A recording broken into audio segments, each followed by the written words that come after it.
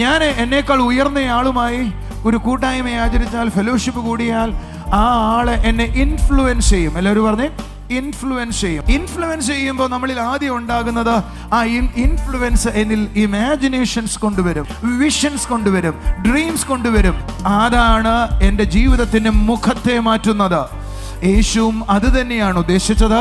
ആരാണോ തൻ്റെ പുത്രൻ്റെ ആത്മാവുമായി ഫെലോഷിപ്പ് ആരംഭിക്കുന്നത്, അവിടിലേക്ക് ദൈവിക ഇൻഫ്ലുവൻസ് ഉണ്ടാകും.